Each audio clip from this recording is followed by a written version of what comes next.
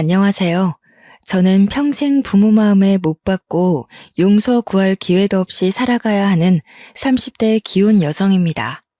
힘든 일에 있어서 어떤 사연이 더 고슬프고 어려운지 판가름하는 건 소용없는 행동이지 않나 싶지만 많고 많은 고통 중에 부모님 마음에 상처를 주는 행위는 죽을 때까지 저를 아프게 할 것 같아요. 다들 부모님께 특별하게 잘못했던 일들이 있으신가요? 자식이라면 부모님 가슴에 못 안 박는 사람 없다고 하지만 유독 부모님께 잊지 못할 상처를 줬던 기억이 있으실 겁니다. 부모님한테는 있을 때 잘해야 한다고 하는데 제가 몰랐기 때문에 부모님께 못해드렸던 것은 아닙니다. 게을러서 효도를 미루고 미루다 기회를 놓쳐버린 것도 아닙니다. 어리석게도 저는 당시 아빠가 너무 미워서 일부러 상처를 주고자 했던 철부지 장녀예요. 그래서 아빠한테 모진 말과 거리두기를 했었고 아빠에게 용서를 빌 수 있는 기회를 저 스스로 놓쳐가고 있었습니다. 이 글을 쓰면서 저는 또 한 번 자책하고 아빠를 사무치게 그리워하겠지만 하늘에 계신 아빠에게도 이 사연의 목소리가 닿기를 바라며 제 이야기를 들려드리고자 합니다. 저한테는 일명 구두쇠라 불리는 아빠가 있습니다. 저희 집은 어릴 때부터 돈이 없는 게 아닌데도 집만 멀쩡한 아파트였지 사는 행색은 곰팡이 드글드글한 반지하에 사는 사람처럼 못 먹고 살았습니다. 그것이 다 아빠가 심하게 짠돌이였기 때문이었죠. 저는 장녀이고 제 밑으로 여동생만 2명이 더 있었는데요. 요즘에 딸 3명이라고 하면 딸 부잣집이라 하잖아요. 또 딸 셋이라 주위에서 아빠를 부러워하는 사람들도 있고요. 그러나 우리 부모님은 막 저희 셋을 낳았을 적에는 절대 딸이 칭송받는 시대가 아니었습니다. 당시에 자식이 셋이라고 하면 그리 많은 다자녀도 아니었거든요. 자녀 셋인 집인이 좀 많았고 더 많게는 4명, 5명인 집안도 덜어 있던 때였습니다. 그것만 된다면 자식 번성에 힘을 쏟는 시대였던지라 딸만 낳으면 아들 못 낳는 귀신 취급이 당연했을 정도로 당시에는 아들을 추구하는 사상이 많았다고 해요. 부모님은 기력이 딸려 우리 자매 셋으로 만족했다고 하지만 엄마는 사실 힘 닿는 데까지 노력해서 아들을 끝내 보고 싶어 했습니다. 그러나 아빠가 냉철하게 딸 셋이면 됐다고 거절한 걸로 알아요. 제 기억 속에 아빠는 늘 바쁜 사람이었습니다. 아빠는 번번한 직장인이 아니었고 소소한 장사치였는데 아이스크림 장사라든지 케밥 장사, 도시락 장사 등등을 하면서 생계를 이어왔다고 엄마한테 들었어요. 그리고 거기서 남는 제품들은 늘 우리 몫이었고 워낙 폐기가 많다 보니 저희 집에서 외식이나 배달 같은 건 꿈도 못 꿨습니다. 또 아빠는 냉철한 사람이기도 했습니다. 딸이 셋이라지만 우리 집에선 딸이라고 아빠한테 애교 부리는 자식들이 없었어요. 그만큼 아빠가 너무 무서웠기 때문이죠. 엄마가 한 번씩 어린이날이나 우리 생일 때 외식 한 번 하자고 하면 아빠가 그리 불같이 화를 냈던 게 기억에 생생합니다. 그런 쓰잘데기 없는 것들 챙길 시간에 애들 공부나 더 봐줘. 숙제는 제대로 하는지 저번에 막내 담임 선생님한테 전화 왔다면서 성적 내려갔다고. 허구한 날 돈 쓸 생각하면서 애들 허파에 바람 넣지 말고 학생으로서 공부에 집중하도록 시켜. 첫째가 벌써 초등학교 졸업할 때가 됐어요. 어린이 탈 벗기 전에 어린이날 선물은 받아봐야죠. 가족이 있는데 선물 한번 못 받아보는 게 말이 돼요? 하나 해주면 그 뒤에 줄줄이 해줘야 되는 건 몰라서 그래? 그것만 해도 돈이 얼만 줄 알아? 지금은 내가 벌고 당신이 아껴야 할 때야. 신소리 말고 가서 첫째 교복 좀 찾아와줘. 민식이 애 이번에 고등학교 간다길래 내가 교복 받아놨어. 남의 교복을요? 3년을 입어야 되는데 그냥 새로 하나 사줘요. 그러다가 해줘서 어차피 사야 될 거예요. 저는 교복도 새 것을 입어본 적이 없었습니다. 엄마 말대로 입다가 해지면 그때서야 아빠가 교복을 사주었는데 그 교복이 다시 둘째한테 되물림되고 막내한테 되물림되고를 반복했죠. 막내는 한 번 대놓고 교복을 찢었다가 아빠한테 걸려서 그걸 기운 채로 학교를 다니는 꼴을 당하기로 했습니다. 아빠는 그만큼이나 바깥일을 하면서도 자릿세 말고는 사적인 돈을 단 100원도 안 쓰는 사람이었어요. 저희가 아빠 몰래 엄마한테 이것저것 갖고 싶다 사달라 조르면 아빠가 용케도 그걸 알고 저희를 혼내는 일상만 반복되었습니다. 저뿐만 아니라 동생들도 기념일날 외식하고 왔다는 친구들 얘기를 들으면 그렇게 부러워했어요. 저희는 외식이 어떤 기분인지, 밖에서 가족끼리 먹는 밥은 얼마나 맛있는지 친구들의 얘기를 통해서만 가족의 애를 느꼈던 것 같아요. 몰랐던 사실인데 저희가 어릴 적 사진은 덜어 있어도 돌사진이라고 할 만한 건 딱히 없더라고요. 이것 또한 막내가 친구들이랑 얘기하다가 돌잔치에 관한 말이 나와서 한날 엄마한테 자기 돌사진 보여달라고 하는 탓에 알게 된 겁니다. 저희는 왜 돌사진이 없냐고 물었더니 엄마가 좋게 융화시켜서 아빠의 말을 대변해줬는데요. 엄마가 딸 셋 낳은 것이 당시 눈치가 보여 아빠한테 별 말을 못했고 때문에 예쁜 옷도 한번 입혀줘 본 적이 없다고 하더군요. 좋게 들으면 집 형편이 어려워서 돌잔치는 꿈도 꿀 수 없었다라고 들렸고 나쁘게 들으면 돌잔치가 뭐 유난이라고 큰돈 들어가면서 행사를 하냐라고 들릴 수 있었습니다. 엄마가 아무리 좋게 말해준다고 해도 이미 저희 셋은 후자 쪽으로 마음이 기울어 버렸어요. 아빠에게 늘 서운했지만 그날 돌잔치 얘기에선 좀 더 많이 서운했었던 기억이 납니다. 하필 우리가 사춘기였던지라 그때의 반감은 아빠가 우리를 사랑하지 않는다는 생각으로 연결이 되었어요. 그 때문에 우리 자매들은 자연스레 아빠와 거리가 생겼고 그럼에도 아빠는 한결같이 바쁘고 차가운 사람이었습니다. 엄마가 늘 뒤에서 우리에게 미안하다고 생활비 아낀 꼬깃돈을 쥐어주기도 했는데 엄마의 그런 배려는 저희가 아빠를 미워하게 만드는데 기름을 붓는 격이었죠. 엄마는 항상 저희한테 미안하다는 말을 달고 살았는데 아빠 같은 남자를 만난 엄마가 너무 불쌍하더라고요. 그래서 바보 같은 마음에 엄마더러 이혼을 하라고 말한 적도 있었습니다. 우리는 아빠 없이 살 수 있을 것 같으니 엄마 보고 돈에 정신 나간 아빠 같은 남자 버리라고 했죠. 제가 장녀이다 보니까 동생들은 자연스레 제 뜻을 따르게 되었는데 저를 보고 배워서 엄마한테 틈만 나면 이혼하라 그랬습니다. 안 돼. 그래도 아빠가 고생해서 번 돈으로 너희 학교도 가고 밥도 먹고 하는 거야. 형편이 너무 어려워서 끼니도 해결 못하는 애들이 얼마나 많은데 이 정도면 복 받은 거지. 복은 무슨? 내가 어디 없는 살림인데 바래? 가족끼리 외식 안 해본 집 우리밖에 없더라. 학교 가고 밥 먹고 자고. 이건 우리가 엄마 아빠 자식으로서 당연히 받아야 되는 거잖아. 솔직히 우리 집이 아파트만 좋지. 제일 못 살아. 맞아. 나도 친구들이 외식한다는 빕스 가고 싶어. 엄마, 왜 우리 집은 외식을 안 해? 동생들은 제가 하는 걸 보고 따라서 엄마한테 이혼을 요구했지만 갈수록 저보다 더 투정이 많아졌습니다. 제가 지나온 사춘기를 동생들은 이제 막 진입했기 때문이었죠. 하지만 엄마는 한결같이 아빠가 아니면 안 되는 사람이었고 아빠와 헤어지고 싶은 마음도 전혀 없어 보였습니다. 우리 자매는 그런 엄마를 정말 미련하게만 생각했었어요. 그렇게 커서 저는 직장인이 되고 동생들은 대학생이 되었는데 동생들은 지방대학에 합격하는 바람에 어쩔 수 없이 독립을 해야 했고 저만 본가에 남아 통근을 하였습니다. 아빠가 제게 그랬던 것처럼 동생들한테도 대학 보내기 전부터 등록금은 대주되 방세 내줄 생각은 없으니 알아서 하라고 신신당부했던 터라 다행히 착실했던 동생들은 기숙사에 덜컥 붙어서 월세 부담은 없었습니다.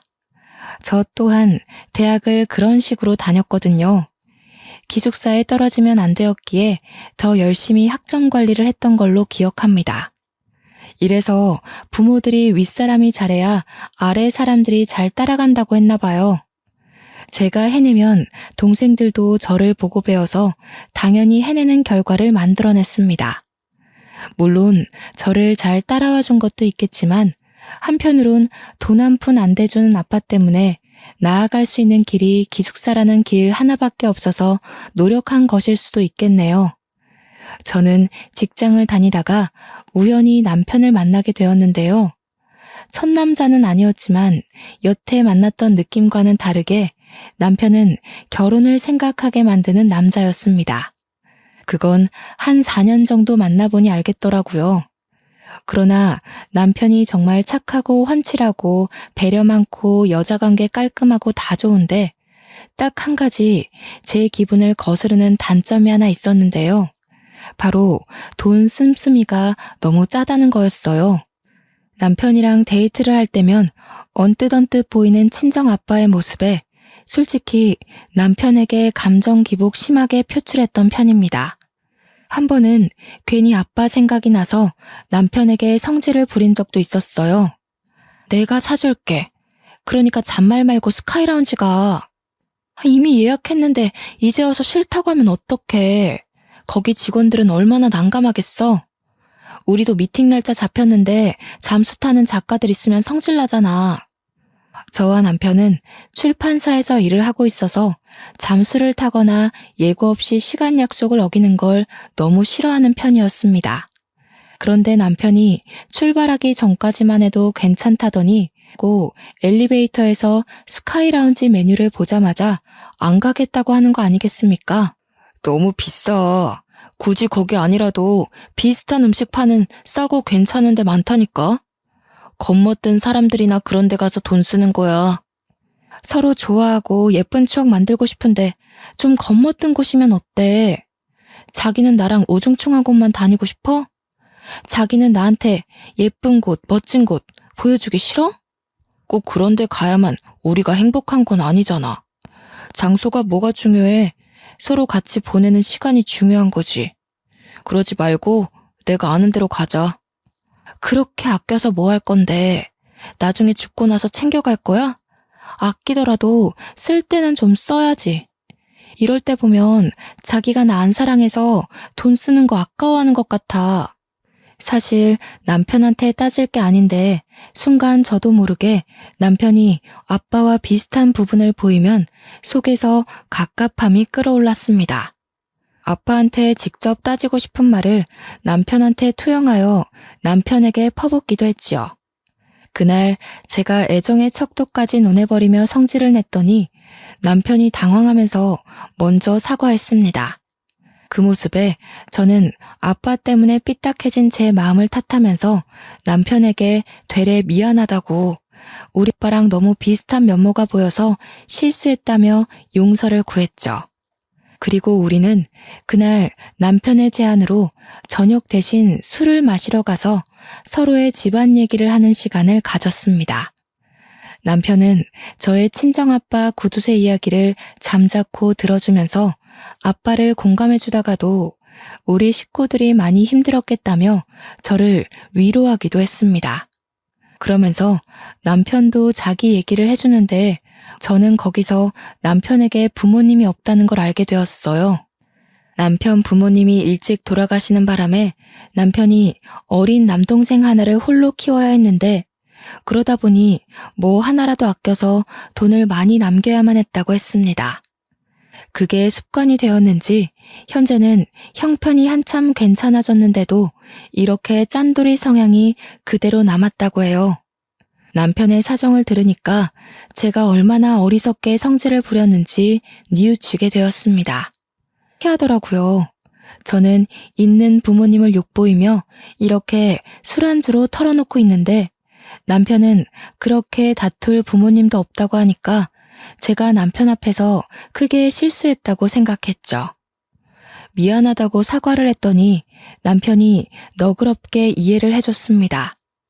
사실은 자기가 연애를 별로 못 해봤는데 다들 남편 피지컬 보고 다가왔다가 사귀기도 전에 남편의 짠돌이 모습에 진절머리를 내며 떨어져 나갔다고 하는 거 아니겠어요? 연인으로 이어진 건 제가 처음이라고 그랬습니다. 저와 남편은 그날 서로의 사정을 얘기하며 더 깊은 관계로 발전이 됐습니다. 그 때문에 이미 결혼하기로 약속한 기일을 더 빠르게 당기지 않았나 싶어요. 상견례 날짜를 잡았고 남편 쪽에 부모님이 안 계시기 때문에 정식 인사는 우리 집에서 하기로 했습니다. 남편은 어린 남동생, 그러니까 대학생 도련님을 데리고 우리 집을 방문했어요. 남편이 애지중지 동생을 키웠다더니 도련님은 정말이지 남편을 쏙 빼닮은 데다가 훨씬 더 피부에 윤기가 도는 아이였습니다. 낯을 많이 가리길래 제가 남동생 하나 생긴 것처럼 잘 챙겨주었죠. 그런데 의외로 문제가 있었는데 그날 집에 여동생들과 엄마만 있었지 아빠는 없더라고요. 제가 눈으로 아빠를 찾는 걸 알았는지 엄마가 난감해하면서 알아서 설명을 해주었습니다.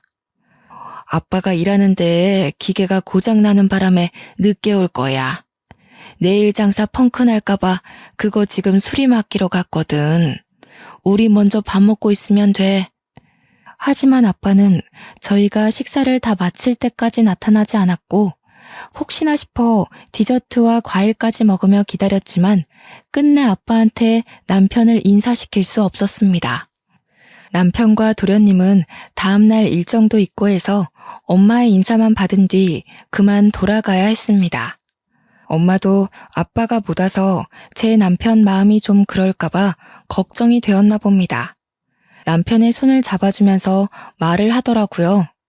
시간은 얼마든지 있으니까 집밥 생각나면 언제든 와서 들러. 우리 이제 식구 될 거니까 시간 많잖아. 장인어른은 그때 뵈면 되니까 너무 속상해하지 말고.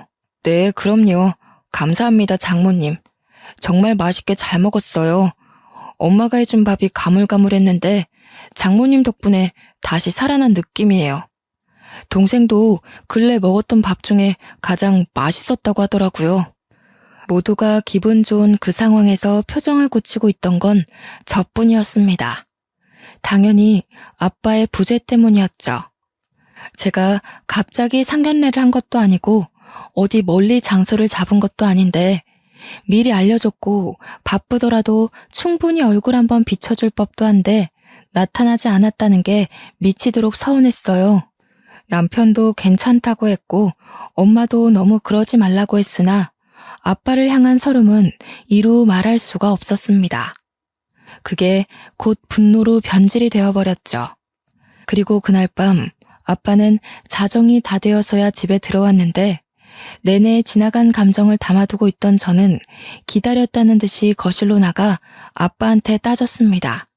아빠는 나를 딸로 생각하긴 해? 우리더러 시집은 무조건 가라더니 그래서 사위를 데려왔는데 왜 거들떠도 안 봐? 우리가 아들이 아니라 딸이라서 그렇게 신경 쓸 필요는 없다고 생각했던 거야?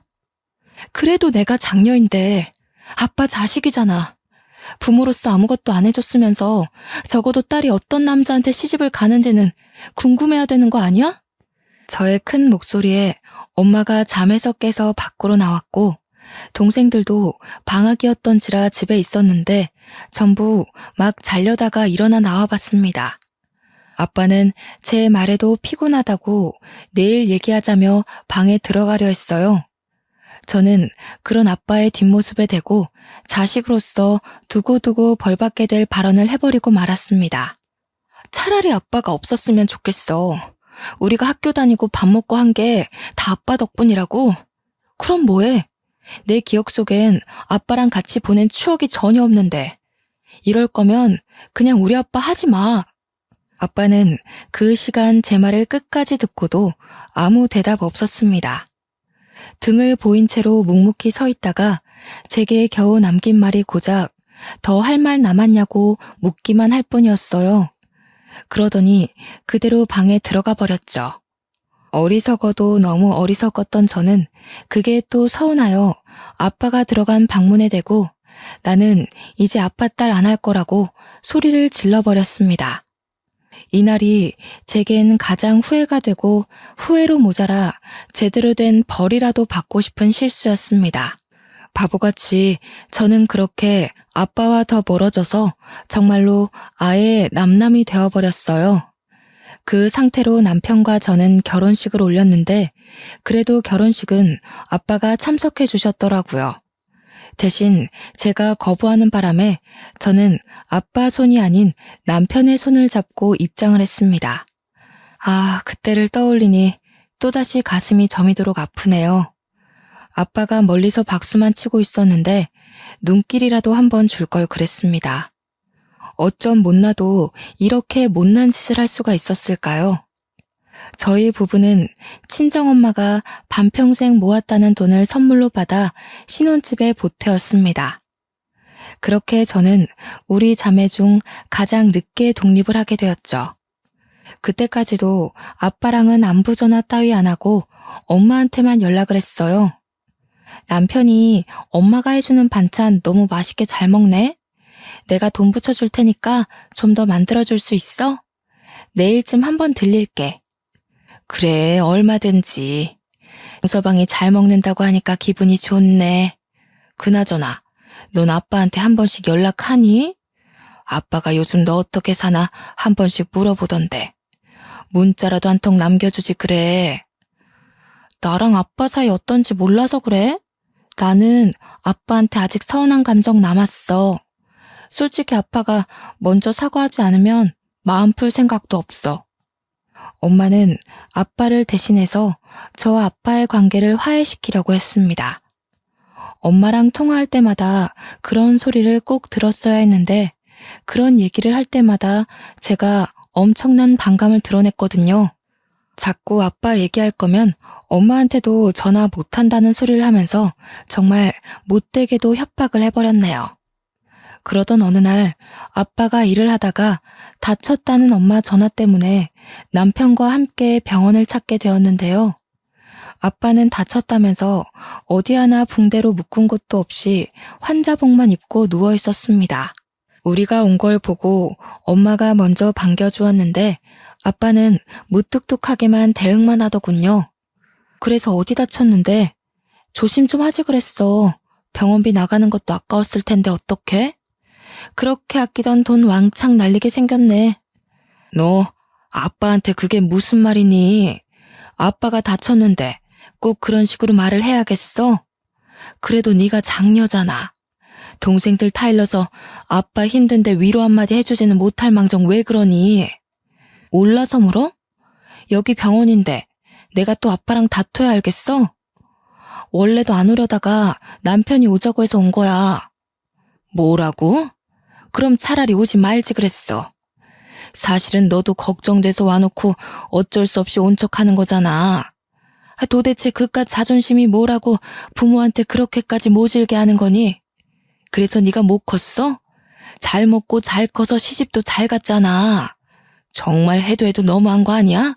엄마는 제게 웬만해선 성을 안 내시는 분인데 그날은 눈시울까지 붉히면서 제게 심하게 따졌습니다. 아빠 다치는 거 한두 번도 아닌데 그날은 유난히 엄마가 울분 섞인 모습을 많이 보였어요. 누가 보면 아빠가 죽을 병이라도 걸린 줄 알도록 착각할 만한 표정이었죠. 솔직히 좀 당황스러웠습니다.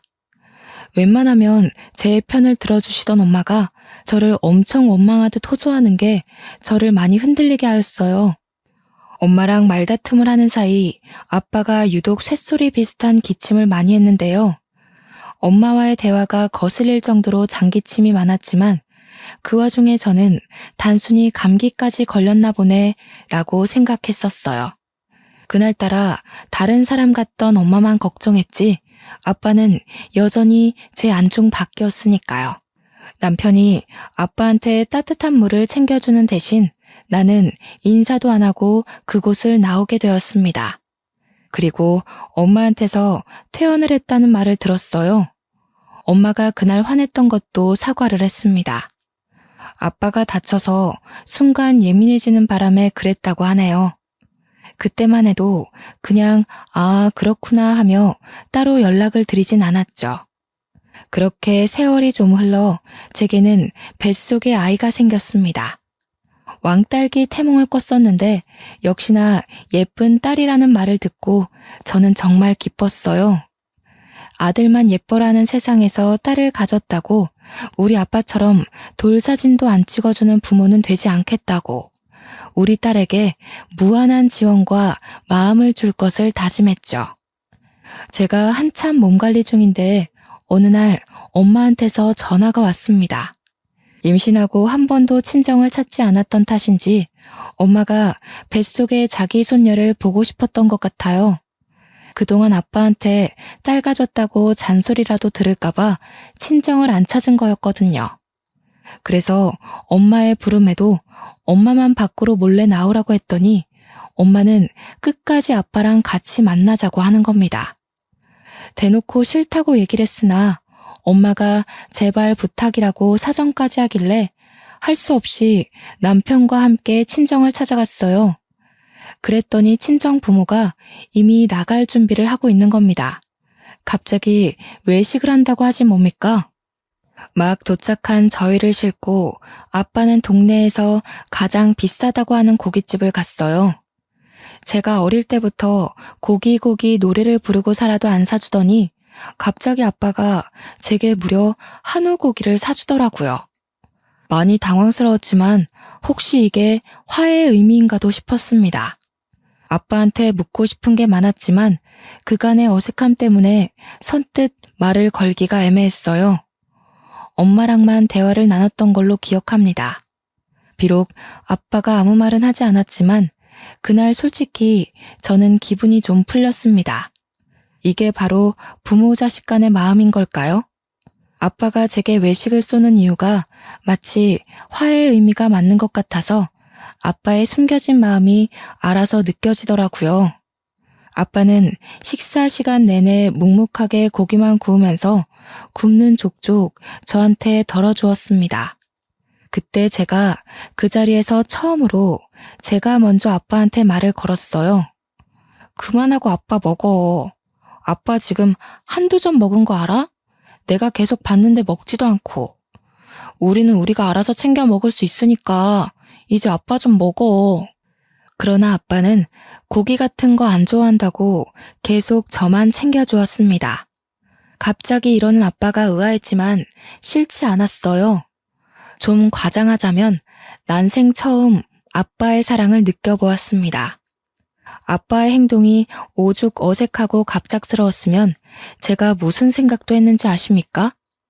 혹시 내 배에 있는 애가 아들인 줄 알고 잘해주는 건가? 그런 생각까지 들었다니까요. 그날 저는 원 없이 고기를 먹었어요. 제가 먹은 고기 중 가장 맛있었습니다. 아빠가 사준 고기라서 더 그랬던 것 같네요. 낯간지러워서 아빠한테 잘 먹었다는 차마 인사는 못했고 부모님께 조심히 들어가라는 말을 전하는데 아빠가 차에 올라타기 전 제게 나지막히 말을 건네더라고요. 여자애는 해산물 많이 먹어줘야 희고 곱게 나온다더라. 그래서 너희들이 다 희고 곱상한 거야. 오늘은 네 배불려 놨으니 다음엔 손녀줄 해산물 보내마. 그 말 한마디 남기고 아빠는 그대로 차를 타고 돌아갔습니다. 그리 따뜻한 말도 아니었고 몇 년 만에 건네는 애정 담긴 인사도 아니었지만 그날 아빠의 말은 인생에서 가장 인상 깊게 남았을 정도로 제게 따뜻한 진심입니다. 저는 그날로써 아빠에 대한 마음속 응고가 와르르 풀려버렸습니다. 아빠가 용기 내서 손을 내밀어줬으니 앞으로는 제가 자식으로서 아빠에게 화해의 손길을 내밀어 봐야겠다고 생각했죠. 그리고 2달 후 갑작스런 산통 때문에 응급실에 실려간 저는 조기 출산을 했어요. 새벽이었는데도 남편이 친정 부모에게 알려드려야 될 것 같다고 전화해서 친정 부모가 달려오기까지 했습니다. 그날 엄마는 저를 출산을 끝낸 저를 보고 갔는데 아빠는 제가 낳은 손녀만 보고 그만 돌아가 버렸어요. 지난번 고기 사준 날 이후로 아빠한테 마음이 좀 풀렸었는데 살짝 또다시 서운하더라고요. 그건 그거고 막상 딸을 보니까 세상 만사 모든 걱정이 싹 사라지는 거 아니겠습니까? 세상에 이렇게 예쁜 생명체가 있다는 것이 얼마나 신기하던지. 친정 부모님도 우리 자매를 낳았을 때 이런 기분이었을까요? 정말 뭐 하나 부족한 것 없이 애지중지 키우고 싶었습니다.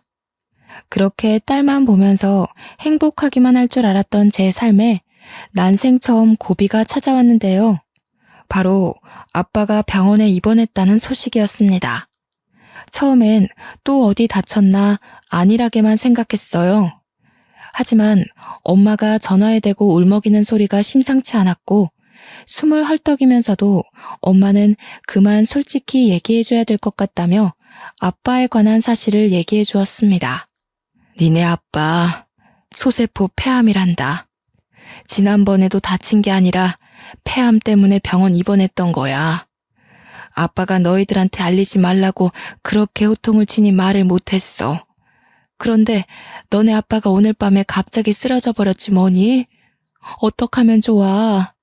니네 아빠가 얼마나 열심히 살았는데 이제 좀 편하라고 하니까 이런 날벼락 같은 일이 생겼다. 네 아빠 불쌍해서 어쩌니? 아빠가 길어봤자 1년밖에 살지 못한다는 충격적인 소식을 듣고 저는 남편에게 애를 맡긴 후 병원을 찾아갔습니다. 그때 지난번 입원했을 적 이미 가망 없는 말기라는 판정 때문에 아빠는 치료를 거부했고 그 탓에 지금은 산소호흡기를 차고 중환자실에 누워있는 상태까지 악화된 것이었어요.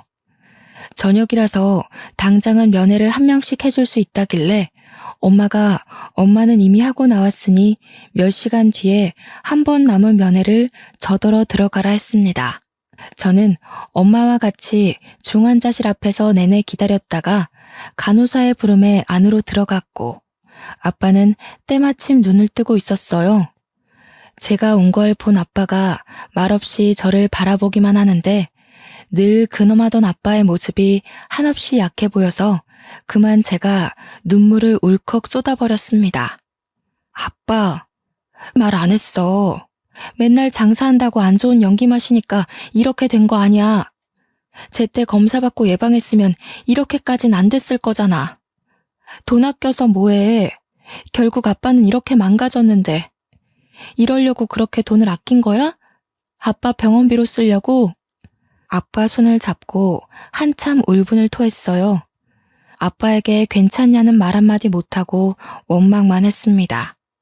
아빠는 말을 못하고 지켜만 보다가 딱 한마디를 하셨는데요. 뿌옇게 올라오는 산소호흡기 속으로 미안해 라는 말만 하고 또다시 입을 닫는 거 아니겠습니까? 저는 면회 시간 내내 아빠 손을 잡고서 울기만 하다가 나왔습니다. 그 면회 때 본 모습이 아빠가 멀쩡한 정신을 붙들고 있는 마지막이 될 줄은 몰랐습니다. 야속하게도 아빠는 빠르게 기가 쇠해졌고 나중에는 면회도 불가할 만큼 정신이 왔다 갔다 했죠. 컨디션이 저조하기까지 너무 순식간으로 병세가 악화되었어요.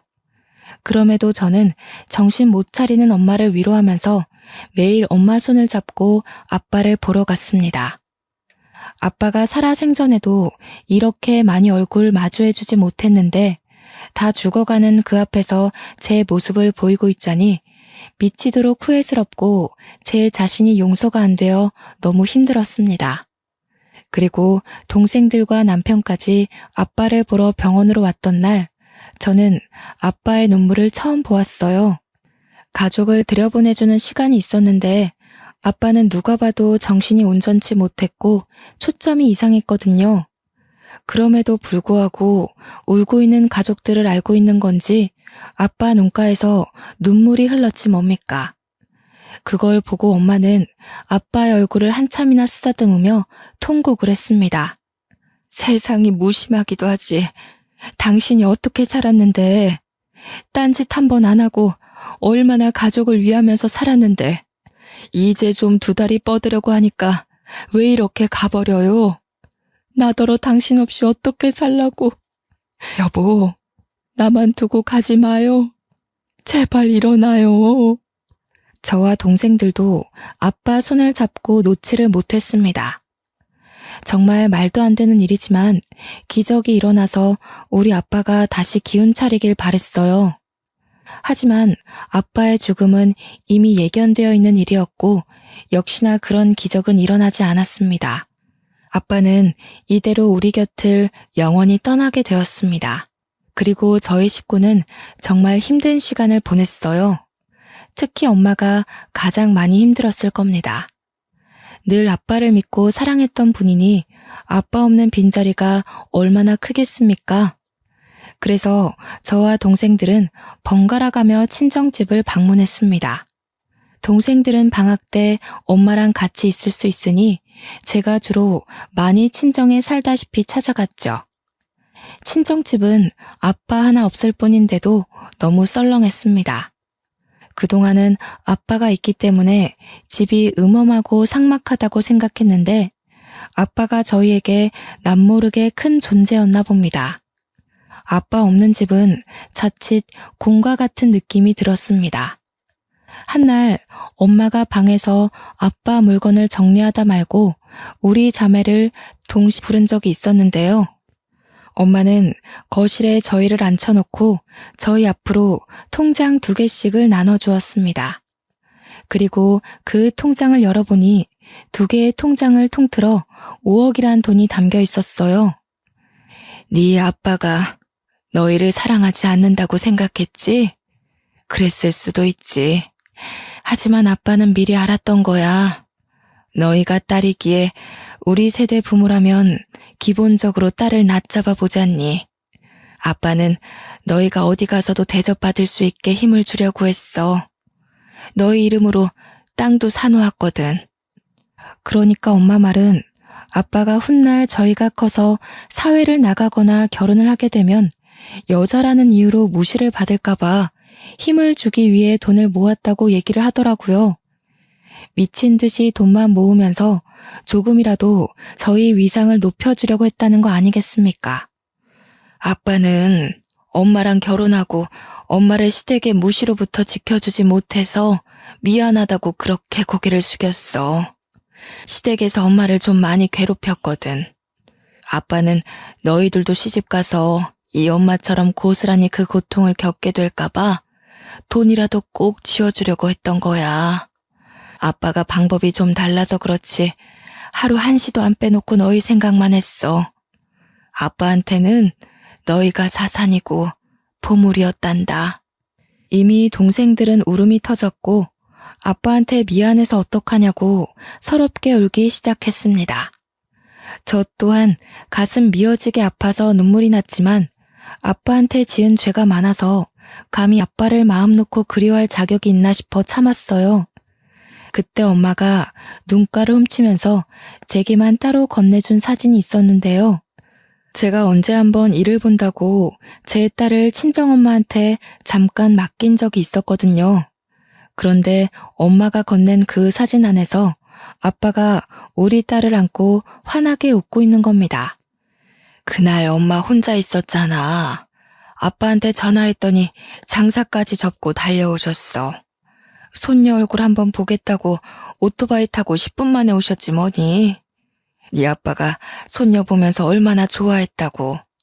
그 사진은 엄마가 몰래 찍은 거라고 했는데 엄마도 오랜만에 보는 아빠의 웃음이 좋아서 계속 가지고 있었다고 했습니다. 이제 그만 저한테 줘야 할 것 같아 사진을 인화했다고 해요. 그날 저녁 제가 방에서 몰래 얼마나 울었는지 모릅니다. 도대체 저는 아빠에 대해 얼마나 모르고 있었던 걸까요? 아니, 아빠라는 존재를 제대로 알려고 한 적은 있었을까요? 아빠가 저희에게 이렇게나 무한한 마음을 주고 있었다는 걸 왜 아빠가 돌아가시고 나서야 알게 된 걸까요? 하늘이 제게 주는 벌이라면 마땅히 받겠지만 그 전에 아빠에게 진심으로 용서를 구할 수 있는 기회가 있다면 기꺼이 1000배라도 하고 싶다는 생각을 수만 번 했습니다. 그리고 아빠의 갑작스러운 부재로 저와 남편은 친정에 들어가 살게 되었어요. 그곳에서 저는 틈만 나면 아빠 방에 들어가서 이미 정리해 놓은 아빠의 옷이랑 물건들을 열어봤습니다. 아빠가 너무 보고 싶었어요. 정말 허튼 짓 없이 충직하게 가장의 역할을 해낸 분인데 제가 몰라도 너무 몰랐습니다. 아빠는 누구보다 저희를 위해서 마음과 돈을 쓰신 분이었고 저의 임신을 축하하며 아낌없이 퍼줬음 손녀를 축복으로 받아준 사람이었는데 누구보다 저희 자매를 사랑해준 아빠였는데 제가 더 똑똑하지 못해서 아빠의 사랑을 몰라줬다는 것이 계속해서 한으로 남아있네요. 아무것도 모르고 아빠한테 모진 말만 했던 저는 아빠와 함께 보낼 수 있었던 귀한 시간을 자체적으로 없애버린 셈이 아닙니까? 이런 생각만 하면 제 자신이 무척 용서가 안 돼서 많이 힘들었습니다. 그래서 저는 기일이 아닌데도 아빠를 자주 찾아갔어요. 사진 속 아빠는 옛날에 찍은 사진인지 약간의 미소를 띠고 있었습니다. 사진이 참 예쁘게 잘 찍혔더군요. 저는 아빠 사진 옆으로 저희 가족 사진을 넣어놨어요. 절대 아빠를 잊지 않겠다고 약속하는 마음과 함께요. 세상에서 가장 슬픈 일이 바로 가족을 먼저 떠나보내는 거라고 생각합니다. 누구나 겪을 수밖에 없고 결국엔 닥치게 될 일을 좀 빨리 겪은 것뿐인데 왜 이렇게 아픈지 모르겠습니다. 현재는 세월이 좀 지나서 우리 손녀가 6살이 되었어요. 손녀를 많이 사랑해줬던 아빠가 혹시 제 딸을 많이 보고 싶어 할까봐 아빠 기일마다 딸을 꼭 데리고 방문을 합니다. 덕분인지 우리 딸도 할아버지를 기억하고 있어요. 물론 직접 만난 기억은 못하지만 사진을 보면서 할아버지가 이런 사람이다 하고 얼굴을 아는 것 같더라고요. 그리고 저는 주책맞게도 아직까지 눈물을 흘린답니다. 아빠만 보면 자동적으로 가슴이 아프고 눈물샘이 반응을 해요. 그날은 하루 종일 아무것도 못하고 지쳐 잠들 때까지 울기만 했죠. 불효를 저지른 것에 대한 대가가 아닌가 싶습니다. 참, 이건 엄마가 깜빡하고 제게 뒤늦게 말해준 건데요. 엄마가 저희 신혼집 구하라고 줬다던 돈 있잖아요. 그게 사실은 아빠가 준 돈이라고 하더라고요. 당시 제가 아빠를 외면하던 때였기에 아빠가 자기가 주는 돈이라고 하면 내가 안 받을 것 같다고 엄마한테 거짓말을 시켰다고 합니다. 정말 저는 아빠한테 잘못한 죄로 천벌 받고 있는 게 맞나 봐요. 제 자신이 쪽팔리고 한심해서 죽을 것처럼 힘들더군요. 죽을 정도로 힘든 적이 없어서 이만큼 아픈 건지도 몰랐어요. 앞으로 누가 죽을 만큼 힘든 일이 있다고 하면 진심으로 경청하고 보듬어줘야겠습니다. 여기까지 글을 써오는 내내 저는 계속 벌을 받는 기분이었습니다. 울면서 속죄하며 쓰다 보니 벌써 하루가 다 갔네요.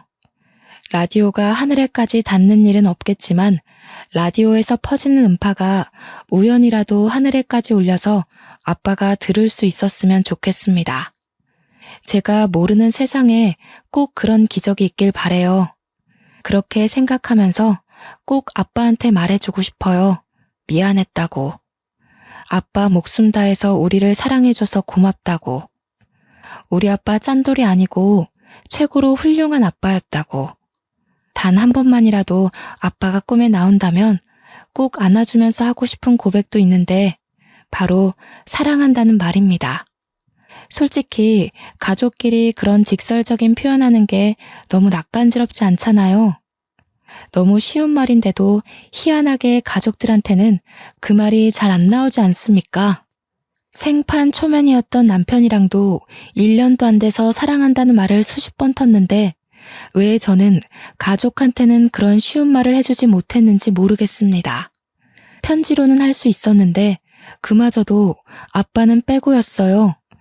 그러니까 아빠한테는 쑥스러운 마음을 담은 편지도 써본 적 없다는 겁니다.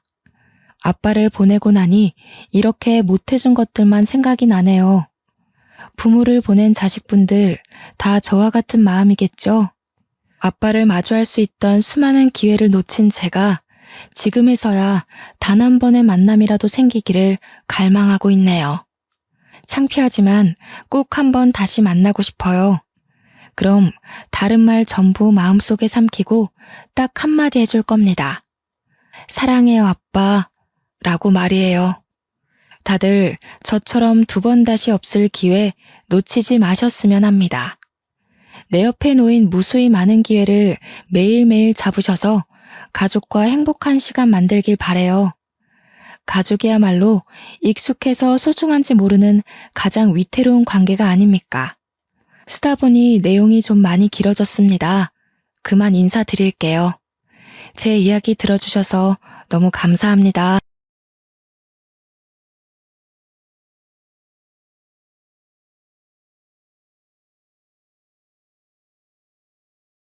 안녕하세요.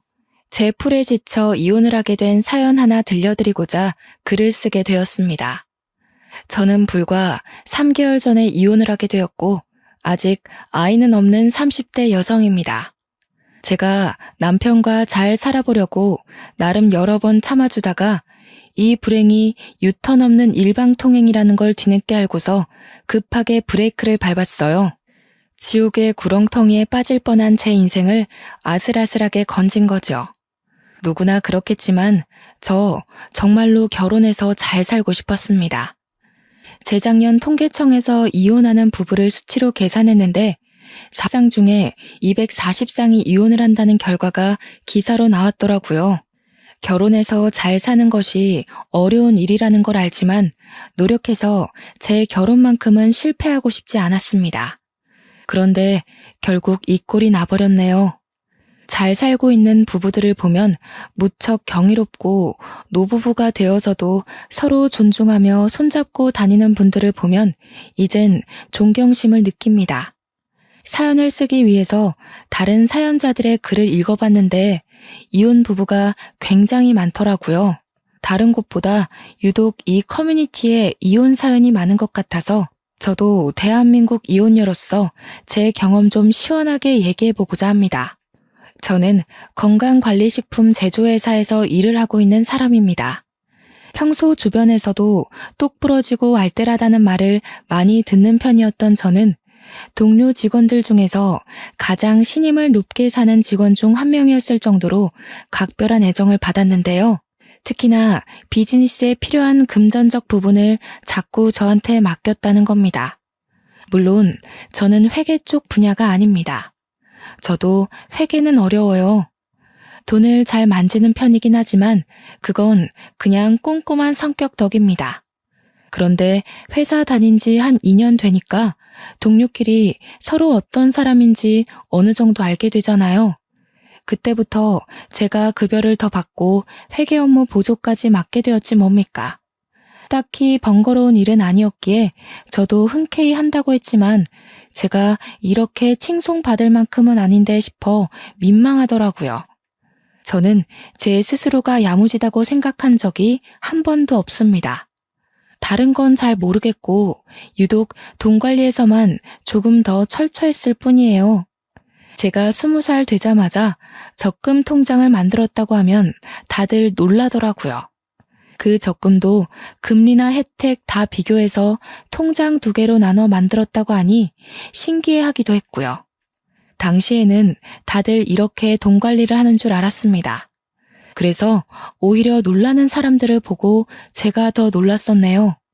저는 부모님 도움이 아닌 온전히 저의 자의로 적금을 알아보고 비교하며 만들었고 알바까지 하면서 목표 돈을 모았기에 이미 만기 적금은 벌써 2개 있습니다. 3개째 통장 또한 곧 만기를 앞두고 있어요. 저는 그리 어렵게 돈을 모았다고 생각하지 않아요. 제가 어디 돈을 낭비하고 사치 부리는 사람도 아니었고 아르바이트로 버는 족족 적금으로 때려 넣었다 보니까 어느새 억대 자산이 생겨 있었던 거예요. 당연히 주식 같은 모험은 절대 안 하고 안전하게 저축만 하는 타입이라 티끌 모아 태산을 만든 장본인이라고 말씀을 드릴 수 있겠네요. 제가 돈을 더 잘 모을 수 있었던 이유에는 연애를 안 했기 때문도 있을 겁니다. 연애를 하다 보면 어쩔 수 없이 혼자일 때보다 지출이 많을 수밖에 없지 않습니까? 당시 저는 돈 모으는 재미에 푹 빠져 있었기 때문에 남자를 사귀는 것 자체가 목표에 방해가 된다고 생각했던 사람이에요. 결혼 전까지는 계속 과하게 적금을 넣으며 생활했지만 30대가 되고 나서부턴 20대 때와는 좀 다르게 효율적으로 관리하면서 돈을 사용하기도 했습니다. 비교적 젊은 나이에 수억을 가지는 것이 보통 일 아니라는 건 직장인 되고 나서부터였는데요. 주위에서 다양한 조언과 사정을 듣다 보니까 제가 같은 또래의 남들보다는 부유하다는 걸 알았습니다. 이걸 마냥 가지고 있으려고 모은 건 아니라서 그때부터 집을 하나 사볼까, 부모님께 차 선물을 하나 해드릴까 고민을 하기 시작했습니다. 어떤 결정을 내리더라도 돈이 부족한 것이 아니었기 때문에 걱정이라든지 아깝다든지 하는 생각은 없었어요.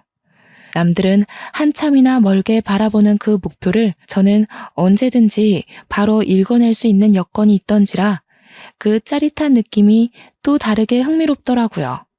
그때까지만 해도 남자에 대한 관심은 계속 없었습니다. 돈을 왕창 모으고 그걸로 나만의 자산을 만들어내는 과정을 통해 색다른 즐거움을 알아버렸기 때문이었죠.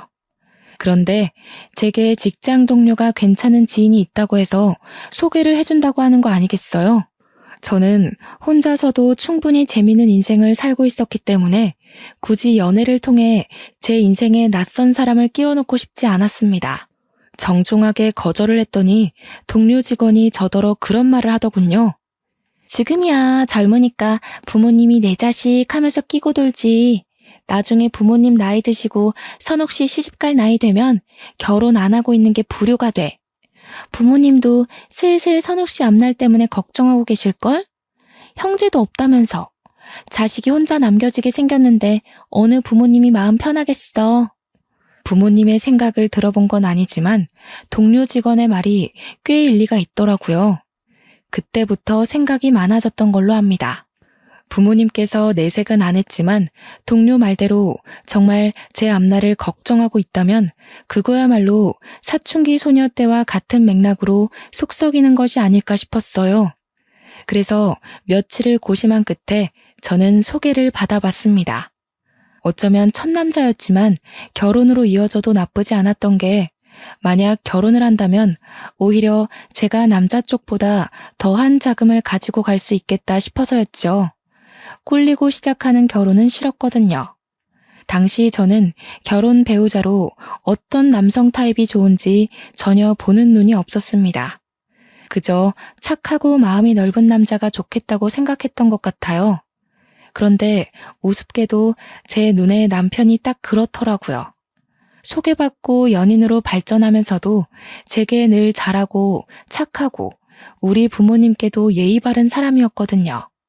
그래서 확신을 갖고 좀 더 길게 만나봤는데 남편이 그때만 해도 참 괜찮은 사람이었습니다. 남편과 연애를 하면서 솔로일 때보다는 돈을 좀 쓰게 되었는데 딱히 상관없었어요. 이성과 함께하는 재미도 돈 모으는 것만큼이나 즐거운 일이었더라고요. 늦게나마 알아버려서 오히려 적당히 소비하는 게 좋았습니다. 그렇게 4년을 지내다 보니 저희는 자연스레 서로를 결혼 대상으로 바라보게 되었습니다. 남편도 다른 동료들처럼 제가 얼마나 돈 관리를 잘하고 있는지 아주 잘 알고 있었어요. 제가 경제 관리하는 걸 늘 옆에서 지켜보기도 했고 제가 또 남편에게 돈 관리하는 팁을 알려주기도 했거든요. 돈 얘기 나올 때마다 남편이 늘상 제게 했던 말이 있었는데요. 나는 세상에서 숫자로 머리 쓰는 게 제일 싫어. 우리 결혼하면 자기가 경제권을 다 가져. 나는 도무지 이런 거 신경 쓰면서 일 다닐 자신이 없다. 결혼을 약속하고 나서는 본격적으로 경제권을 제게 다 넘기려고 했습니다. 솔직히 내 주머니로 들어오는 돈을 남에게 맡기기가 쉽지 않잖아요. 아무리 남편과 제가 가족이 될 사이이고 부모로서 평생을 손잡고 걸어갈 약속을 했다고 하지만 요즘 부부끼리 절도 범죄까지 있단 말이죠. 그래서 그냥 장난삼아 하는 소리인 줄로만 알았습니다. 그런데 결혼을 하고 나서도 남편이 신혼집에서 한 번 더 경제권 얘기를 꺼내는 거 아니겠습니까? 심지어 이미 회사 급여까지 제 계좌로 돌렸다고 하더라고요. 난 용돈 받고 사는 삶이 편해. 한 달에 50만 원 정도면 충분할 것 같아. 원래도 자기랑 놀 때 말고는 돈을 잘 안 썼던 편이라서 나 혼자서 이만하면 적당해. 정말 괜찮겠어? 그냥 각자 관리하고 생활비만 공동 입금하는 게 낫지 않을까? 사람 일이란 게 언제 어디서 돈이 확 나갈지 모르잖아. 급한 일 생기면 50만 원으로 뭘 어떻게 해? 에이, 안 생겨. 반평생 큰돈 나갔던 적이 단 한순간도 없었어. 내 패턴 누구보다 내가 제일 잘 알고 그 다음 자기도 나를 잘 알잖아. 괜찮다니깐. 남편은 흔쾌히 자기 급여와 부수적인 금전을 모조리 공개했고 정말로 용돈 50만 원으로 살기 시작했습니다. 당연히 차 유지비라든지 보험이라든지 그런 것은 빼고 오로지 한 달 용돈만 50만 원이었어요. 저는 부부간에 오해가 없도록 제 급여와 남편 급여를 계산하여 가계부를 쓰기 시작했습니다. 제 적금 통장은 있으니까 남편의 적금 통장만 따로 만들어서 그것도 제가 관리했어요. 부부 공동명의 통장을 하나 더 만들까 하다가 뭐든 공동으로 만들게 되면 소유권에 문제가 생길 수 있다는 말을 들은 적이 있어서 일찌감치 포기를 했네요. 저희는 정말 수월하게 신혼생활을 이어갔고 신혼집은 남편이 모아놓은 돈에 맞춰서 서로 딱 반반의 비용을 보태어 매매를 했습니다. 저와 남편은 둘 다 초창기부터 욕심 없어서 과하게 저지르지 않았기에 크게 허리 휘는 시작을 하진 않았어요. 그래서 돈이나 대출에 쫓기듯 급급하게 살지 않았고 오히려 여유가 있었기 때문에 신혼을 더없이 풍요롭게 누릴 수 있었습니다. 이렇게 저희 둘은 문제없이 잘 지내고 있었거든요. 그런데 어느 순간부터 주변에서 자꾸 입김이 들어오는 거 아니겠습니까? 저를 향한 조언이 아닌 바로 남편에게 하는 충고들이었습니다. 한날 남편이 남편 회사에서 일하는 동료 사원들을 데리고 집에 온 적이 있었는데요. 결혼 전에도 몇 번 만나서 안면을 텄기 때문에 어색한 사이는 아니었습니다. 다 같이 술 한잔을 하던 상황이었는데 어느 정도 술이 되니까 사람들이 돈 얘기에 비밀이 없어지는 겁니다. 술 마시기 전에는 분명 요즘은 부부 사이에서 여자가 경제권을 많이 관리하고 남자는 용돈 받는 식으로 대부분 그렇게 살더라면서 저희 부부의 경제관념에 찬사를 보냈거든요. 그런데 술이 들어가니까 사람들이 돌변하기 시작하는 거 아니겠어요? 에이, 재수씨. 아무리 그래도 그렇지 남자가 기가 죽는단 말이에요. 50만 원이 뭐예요? 남자라면 적어도 100만 원은 주머니에 꽂혀 있어야 밖에서 어깨 펴고 가장 노릇하는 겁니다. 이 녀석도 재수씨한테 혼날까봐 말 못한 거지 절대 50만 원으로 만족할 녀석이 아니에요. 술 취해서 깔깔 웃는 동료 직원의 말에 저는 고민을 했습니다. 기분이 나빴던 게 아니에요. 제가 남자에 대해 잘 모르니까 정말 남자의 경우 용돈이 적으면 기가 죽을 수도 있겠구나 싶더라고요. 남편이 정말 저한테 밉보일까봐 용돈 50으로 한 달 살이 충분하다고 거짓말을 한 거라면 제가 더 미안해지는 상황이었습니다. 그동안 말도 못하고 밖에서 적은 돈으로 쩔쩔맸을 거 아닙니까? 괜히 남편 눈치가 보여서 쳐다봤는데 정작 남편은 동료 직원들에게 고개를 내저으며 반대 의견을 피력했습니다. 니들이 뭘 한다고 난리야. 나 돈 그렇게 많이 안 써. 우리 와이프가 해주는 대로 맡기고 용돈 받는 게 훨씬 편하다고. 녀석 아직 신혼이라고 재수씨 편 들어주는 거 봐라. 그 마음 1년밖에 못 간다의 한 표. 부부 생활 익숙해지면 제일 먼저 걸리는 게 바로 돈이거든요. 내가 돈 관리했으면 신혼 1년도 못 보내고 파산났어. 와이프가 똑부러지게 맡아주니까 생활 요건이 너무 여유롭잖아. 니들이야말로 이러니까 매일 와이프한테 한 소리 듣는 거야. 돈 좀 작작 써라. 너 그러다가 재수씨한테 뒤통수 맞으면 어쩌려고. 혹시 알아? 재수씨가 초반에 실내를 엄청 줘놓고서 몰래 1, 2만 원씩 빼가고 있을지. 동료 직원들은 마치 제가 남편의 돈을 몰수해서 몰래 빼돌리고 있는 사람처럼 나쁘게 표현했습니다. 그것도 농담이라고 계속 깔깔대는데 듣다 보니 은근히 기분이 상하더라고요. 그럼에도 남편 체면 생각해서 감정 상한 거 끝까지 감추고 그들과 잘 어울려 놀았습니다. 그리고 그들이 귀가하자마자 저는 궁금했던 질문들을 서둘러 물어봤어요. 여보, 용돈 작아? 많이 부족한 거면 더 줄게. 우리가 어려운 형편도 아닌데 모자라서 불편하면 안 되지. 100만 원으로 맞춰주면 될까? 아니, 전혀 안 부족한데? 아, 아까 그 동료들 때문에 그러는구나. 신경 쓰지 마. 쟤네들도 와이프가 경제권을 갖고 있는데 얼마 전에 와이프들이 돈 빼돌리는 걸 적발했다더라고. 그것 때문에 나더러 조심하라고 하는 소리야. 근데 나는 조심할 게 뭐 있어. 당신이 월말마다 알아서 보여주는데. 난 당신 믿어. 남편은 경제권을 저한테 맡긴 것에 대해서 다행히 자존심을 상해하지 않았습니다. 혹시라도 남편이 불편해한다면 경제권을 다시 각자 관리하는 걸로 바꿀 생각이었는데 남편이 한사코 거절을 하는 바람에 그러진 못했어요. 저 또한 한편으론 안심이 되었습니다. 혹시라도 남편이 사실은 동료들 말처럼 힘들었다고 한다면 왠지 좀 속상할 것 같았거든요. 저한테 말도 안 하고 남들에게 제 흉을 봤다는 것일 테니까요. 언제나 그렇듯 저도 괜찮고 남편도 괜찮다는데 왜 이렇게 돈 얘기만 나오면 다들 제 남편을 못 잡아먹어서 안달인 걸까요? 남편 동료들로 모자라 저는 시모한테도 경제권 때문에 잔소리를 들어야 했습니다. 그래서 새아기 너가 돈을 관리한다고? 아무리 관리를 잘한다고 하더라도 그게 어디 완전하게 투명할 수가 있나?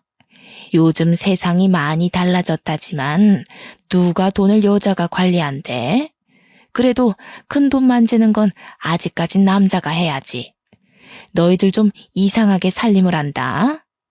시댁에서는 돈 관리를 시부가 하고 있었습니다.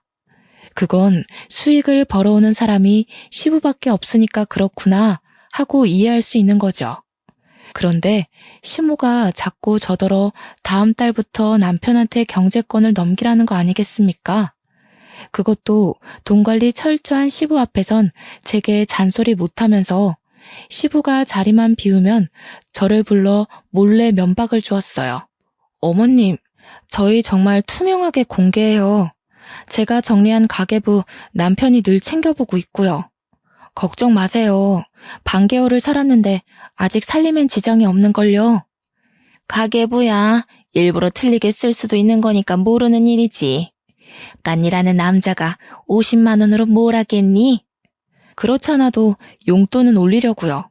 남편은 50이 괜찮다고 하는데 아무래도 주위 시선이 안 좋네요. 용돈 다 못 쓴다고 하더라도 그냥 가지고 있는 게 좋겠어. 사람들 말대로 무슨 일이 있을지 모르는 거니까. 아이고 답답하게도 한다. 그렇게 쥐꼬리만큼 찔끔찔끔 올렸다 내렸다 하지 말고 그냥 내 아들한테 넘기라니까. 우리 아들도 워낙 세심하고 꼼꼼해서 그런 거 잘해. 그날따라 시모가 너무 강력하게 주장하는 바람에 제가 이대로 계속 받아쳤다간 말씨름만 하게 될 것 같더라고요. 할 수 없이 한 발 물러난 저는 남편한테 시모 말대로 한번 도맡아 해보라고 했습니다. 그랬더니 시모의 표정이 순식간에 밝아지더군요. 남편한테 경제권이 넘어가는 걸로 이미 확정을 짓고서 이런저런 조언까지 하기 시작했습니다. 자기 아들이라고 어떻게든 치켜 세워주려고 하는 건 알겠는데 시모의 그런 속보이는 모습이 좀 보기 거북하더라고요. 그러나 그렇게 신이 났던 시모의 기분이 단 1분도 지나지 않아 다시 심오해졌는데요. 남편이 또 한 번 경제권 받는 걸 거절해버렸기 때문이었습니다. 싫어, 귀찮아. 다들 왜 자꾸 했던 말 계속하게 하는지 모르겠네. 우리 집은 와이프가 똑똑하니까 알아서 잘 돌아가고 있잖아. 잘하는 사람이 해야 살림도 피는 거지. 괜히 내가 했다가 쫄딱 망하면 어쩔 거야? 아우, 싫어. 어머, 얘 봐라. 아직도 세상 물정을 모르네. 새아기가 경제권을 준다잖아. 네 아빠를 보고 자랐으면 알 거 아냐. 남자가 돈을 쥐고 있어야 미래가 안정되는 거야. 아빠가 남자라서 돈을 쥐고 있는 게 아니라 엄마가 돈을 허튼데 쓰니까 아빠가 관리하는 거 아니었어? 저번에 아빠가 그렇게 말하는 거 들었는데. 저는 그 자리에서 남편의 눈치 없는 발언 때문에 웃음을 참느라 애를 썼어요. 시모가 평소 웬만한 고집이 아닌데 자기 아들은 잘 못 이기더라고요. 아마 남편이 눈치 없이 직설적인 멘트를 잘 날리는 사람이라서 그렇지 않나 싶습니다. 하도 주위에서 뭐라 그러니까 저도 정말 남편한테 경제권을 맡겨볼까 했었거든요. 그런데 당사자가 저리 싫다고 발악하니 어떡합니까? 제가 어디 한두 번 물어봤겠어요? 이미 수십 번을 물었지만 남편 대답은 늘 거절로 한결같았는걸요.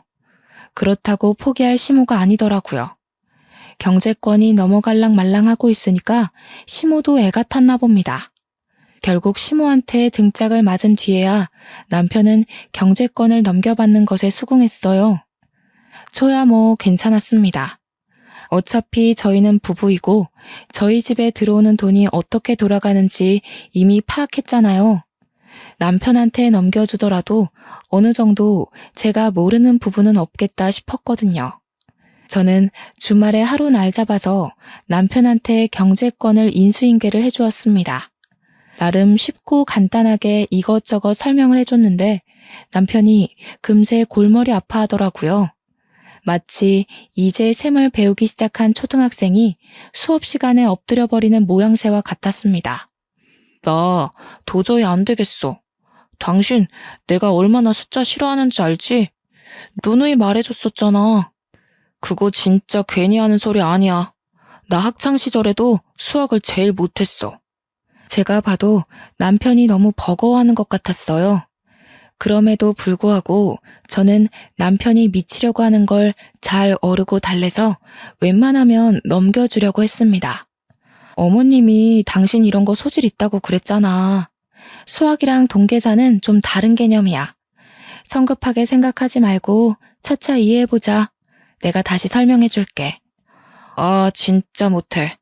엄마가 괜히 당신이 내 돈까지 들고 있으니까 심술 부리는 거야. 우리 엄마 돈 욕심 많은 것 때문에 아빠가 관리하는 이유도 있단 말이야. 아마 내가 경제권 들게 되면 엄마가 간섭할걸? 난 엄마 게임에 안 넘어갈 자신이 없어. 절대 못해. 시모가 남편을 두고 세심하고 꼼꼼하다고 표현을 했지만 사실 저는 남편이랑 연애하면서 딱히 남편이 돈을 효율적으로 관리한다는 느낌을 못 받았습니다. 제가 연애 때 돈 관리 팁을 많이 가르쳐줬다고 했잖아요. 가볍게 알려줬던 그 소소한 팁들도 남편은 별로 습득하질 못했어요. 그래서 이렇게 괴로워하는 것도 충분히 이해가 되었죠. 할 수 없이 제가 다시 경제권을 도맡게 되었는데요. 시모에게 이 사실을 말씀드린다면 제가 경제권을 넘기기 싫어서 남편을 기죽였다고 생각할 텐데 이건 이것대로 또 걱정이었습니다. 남편이 시댁에 알아서 잘 설명하겠다고 했는데도 그렇게 썩 위로는 안 되더군요. 남편이 말한다고 시모 성격에 바로 굽신거릴 게 아니란 걸 아니까요. 저희 부부는 잠깐의 휘몰아쳤던 돌풍을 지나고 다시 고요한 일상을 보내고 있었습니다. 그러던 어느 날 용돈 100만 원으로 올려주겠다던 제 제안을 항상 거절해왔던 남편이 홀라당 돈을 다 써버린 적이 있었는데요. 바로 교통사고가 났기 때문이었습니다. 얼마나 급했는지 남편이 제 근무 시간에 전화를 해서는 돈 좀 붙여줄 수 있겠냐고 해서 급하게 보낸 뒤에 사정을 물었던 기억이 있어요. 주차 사고가 났는데 내가 실수로 상대방 차 문을 쫙 긁어버렸어. 하필 돈 좀 나가는 차를 건드리는 바람에 있는 돈으론 택도 없더라고. 뭐? 다친 곳은 없어? 당신 여태 그런 해본 적도 없는 사람이잖아. 조심 좀 하지. 혹시 다친 데 있는 거면 돈 더 보내줄까? 병원비는 있어? 다친 곳은 없어. 근무 시간일 텐데 연락해서 미안해. 워낙 급한 일이라 너무 당황해서 당신 근무 시간인지도 생각 못하고 전화를 해버렸네. 남편은 운전 경력 15년인데도 여태 문콕 사고도 없었을 만큼 안전운전 실력을 지닌 사람입니다. 달리던 차도 아니고 주차를 하다가 사고가 난 거라서 어쩌면 천만다행이지만 한편으론 의아하기도 했어요. 도대체 어디다가 정신을 빼놓고 있었길래 가만히 있는 차에 가서 사고를 낸 건지 모르겠더군요. 수리비 견적은 총 78만 원이 나왔고 용돈으론 턱없이 모자랐던 남편이 제게 받아간 돈으로 잘 해결했다고 문자를 줬습니다. 이번 일을 겪으니까 확실히 느꼈어요. 남편에게 용돈 50만 원은 적은 게 맞는 것 같았죠. 만약 제가 연락을 받지 못했더라면 여기저기 전화를 돌리면서 구차하게 남의 주머니에 손 벌렸을 거 아닙니까? 위험한 상황일 때 대비하기엔 그 용돈은 너무 아슬아슬했습니다. 그래서 저는 남편에게 말없이 다음 달부터 용돈을 100만 원으로 올려줬어요. 용돈 입금한 당일 남편이 리액션은 안 해주더라도 용돈 올렸냐고 물어나 볼 줄 알았는데 정작 이틀이 지나도 남편한테서 별다른 말이 없더라고요. 여보, 내가 용돈 올린 거 확인했어? 당신 사고 이후로 내가 생각 많이 해봤는데 아무래도 올리는 게 좋아서 100만 원 넣었거든. 몰랐어? 그랬어? 내가 입금 내역은 따로 확인 안 해서 몰랐네. 고마워. 신경 안 써줘도 된다고 했는데 내가 말이랑 행동이랑 너무 달랐지? 민망하네. 어쨌든 잘 쓸게. 입금 내역은 남편이 굳이 확인하려 들지 않아도 알림으로 뜨는 걸로 알고 있습니다. 남편이 설정해달라고 해서 제가 해줬던 기억이 나요. 그런데 입금 사실을 전혀 몰랐다뇨. 남편의 말에 여럿 의문이 들었지만 일이 바빠서 정신이 없었겠거니 그렇게만 생각하고만 넘겼습니다. 그리고 그때부터 남편은 옛날과 좀 다르게 소비 습관이 점차 변해갔어요. 100만 원은 너무 많다면서 길고 날던 남편이 100만 원도 모자라서 종종 돈 좀 보내줄 수 있냐고 연락하는 횟수가 많아졌다는 겁니다. 매번 돈을 더 붙여달라는 이유도 참 많고 다양했어요. 한날은 회식을 쏘게 되었다. 또 어떤 날엔 회사에서 단체 기부를 하게 되었다. 그리고 다음 날엔 친구가 어려워서 돈을 조금 보태줘야 했다 등등. 어쩔 땐 우리 한 달 살림에 차질이 생길 정도로 거액을 빌려간 적도 있었습니다. 제가 여러 번 물으면 늘 새로운 변명으로 답이 돌아왔어요. 생각해보면 차 사고 났을 때 제가 돈을 붙여준 이후로 남편이 점차 변한 것 같았습니다. 그 전까지만 해도 돈 쓰는 게 귀찮아서 외식도 굳이 안 하려던 사람이었는데 한 번 돈 입금되니까 혹시 돈 맛을 알아버렸나 싶더라고요. 얼마 후에 또 돈 좀 달라고 연락 왔길래 한날은 제가 없다고 얘기를 해봤거든요. 그랬더니 남편이 약간 언성을 올리는 거 아니겠습니까? 목소리에 짜증과 억눌린 화가 잔뜩 묻어 있었습니다. 내 돈까지 당신이 들고 있으면서 없긴 뭘 없어. 나 지금 급해. 얼른 120만 원만 보내봐. 얼마 전에 나 상여금 탄 거 있잖아. 그거랑 합쳐서 주면 되겠네. 여보, 당신 벌써 이번 달에 용돈만 2번을 받아갔어. 근데 뭘 또 달라는 거야? 지난번 용돈도 겨우 타이트하게 맞춰서 준 건데 이러면 당신 적금 못 넣는단 말이야. 적금? 적금이 있었지? 그런 걸 쓸데없이 왜 넣어? 난 됐으니까 내 거 해약할게. 적금은 나중에 여유 많을 때 차차 넣으면 될 것 같아. 아직 만기까지 반개월이 남았는데 아까운 이자 날리게 남편이 느닷없이 해약하겠다는 거 아니겠습니까? 남편의 철부지 같은 행동에 답답했던 저는 결국 안 된다고 목소리를 좀 높였습니다. 그러자 남편이 이젠 성질까지 버럭 내면서 돈에 미친 사람처럼 적금 통장을 달라고 강하게 얘기하더군요. 내가 네 돈에 손을 대냐? 내 돈으로 넣은 적금 내가 좀 쓰겠다는데 뭘 그렇게까지 빡빡하게 굴어. 오늘 집에 가면 통장 꺼내놔. 내일 내 것만 해약할 거니까. 비행 청소년도 아니고 돈 안 준다고 행패 부리는 남편의 모습에 솔직히 좀 당황했습니다. 그리고 뒤따라 붙은 감정은 그저 어처구니가 없다는 것 뿐이었죠. 돈은 따로 벌고 있던 실정이었지만 여태 부부이기에 다 같은 돈이라고 생각하며 관리를 해왔습니다. 그런데 남편 생각은 다르다는 걸 그날 알았어요. 어쩌면 맞는 말이죠. 자기 돈이니까 자기가 알아서 쓰는 게 맞는 거예요. 짜증이 났던 저는 남편 말대로 그 돈이 제 돈도 아니니까 그냥 내버려 뒀습니다. 그러니 다음날 정오쯤에 정말로 해약을 해버렸더라고요. 옛날만 해도 돈에 관심 없던 사람이 어쩌다 갑자기 바람이 들었을까요? 과거와 다르게 돈을 좀 쉽게 생각하는 것 같아서 한날은 남편이 잘 때 휴대폰을 몰래 뒤져봤습니다. 설마 바람이라도 나서 웬 여자한테 돈이라도 퍼주는 건가 싶어서요. 지금 보니 제가 참 별짓까지 다 했네요. 남편 폰에는 딱히 여자의 흔적이 없었습니다. 대신 처음 보는 형이란 남자와의 채팅이 다른 채팅에 비해 유독 많다는 걸 알고 그걸 확인해 봤어요. 그리고 그때 저는 남편이 왜 그렇게 용돈을 부족해 했는지 알게 되었습니다. 이유가 주식이었어요.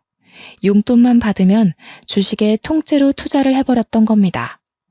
제가 주식을 하진 않지만 주변에서 들은 게 많아 보는 눈은 있는데 채팅방에 형도 딱히 주식을 잘하는 게 아닌 것 같더라고요. 그런데도 불구하고 이 멍청한 남편이 그 형을 아주 맹신하면서 시키는 대로 돈을 퍼붓고 있었습니다. 이렇게 돈으로 쓸데없는 모험을 하는 사람들, 제가 제일 싫어하는 부류거든요. 이것만큼은 남편이 자기 돈 멋대로 쓴다고 해서 참아줄 수가 없겠더라고요. 다음날 아침 저는 출근하려는 남편을 세워 바로 따졌습니다. 당신 주식해? 그렇게 위험한 걸 왜 해? 제대로 알아보고 해도 손해볼 확률이 더 큰 게 주식이야. 도대체 그 형한테서 무슨 소리를 들었길래 안 하던 짓을 하는 거니? 정말 큰일 나고 싶어? 뭐야? 어떻게 알았어? 설마 내 휴대폰 뒤진 거야? 스토커도 아니고 왜 남의 물건에 몰래 손대? 아, 진짜. 어디까지 봤어? 처음부터 내용 다 본 거야? 지금 그게 문제야? 그래서 그 주식에 넣은 돈 다 어떻게 됐는데? 말아먹었지? 숫자라면 머리 아프다는 사람이 어쩌자고 그런데 손을 댔냐고. 전문 펀드 매니저도 매번 성공은 못해. 당신이 뭘 안다고 그거래? 나도 알아. 돈 잃고 싶어서 뛰어든 줄 알아? 당신이 몰라서 그렇지 주식은 장기전이야. 이 형님, 당신이 말하는 그런 전문가들이랑 같이 공부하고 있는 사람이라고. 딱 봐. 내가 잘 돼서 보란 듯이 2배로 갖다 줄 테니까. 남편과 아침부터 주식 얘기로 싸움을 하면서 진을 뺀 날이었습니다. 알고 보니 남편은 주식에 돈 퍼붓는 걸로 그 형님한테 용돈까지 조금씩 주고 있었더라고요. 무슨 수급이라나 뭐라나 말 같지도 않은 소리를 하면서 제대로 호구가 잡혀있는 남편을 보니 결혼하고 처음으로 속이 터졌습니다. 이 호구 같은 남편도 결국 제 남편이라고 그냥 내버려 둘 수가 없어서 저는 바로 용돈을 50만 원으로 낮춰버렸어요. 그랬더니 어떻게 됐는지 아십니까? 저 그 사람한테 이혼 요구 당했습니다. 뭐라고? 지금 이혼하자고 했어? 고작 그 주식 때문에 그것에 미쳐서 나더러 이혼을 하자고 해? 당신 정말 왜 이래? 왜 이렇게 안 하던 짓을 해서 사람 피를 말려? 경제권 가진 여자들이 그렇게 남편을 무시한다던데 당신도 변했나 보네. 내가 돈 갖다 바쳐주니까 당신이 날 마음대로 조종해도 된다고 봤어? 그래도 당신은 딴 여자랑 다를 줄 알았는데 결국 권력 잡으려고 했던 거 맞네. 뭐라고? 그런 식으로밖에 말 못해? 내가 정말 그랬을 거라고 생각하는 거야? 내가 고집해서 경제권 뺏어왔니? 당신이 하기 싫다고 나한테 맡긴 거잖아. 몰랐으니까. 알았으면 나도 너한테 돈 안 바쳤어. 주변에서 한 소리씩 할 때는 다 이유가 있는 건데 그동안 내가 콩깍지가 단단히 씌었던 거야. 당신이 이렇게 변할 줄은 몰랐어.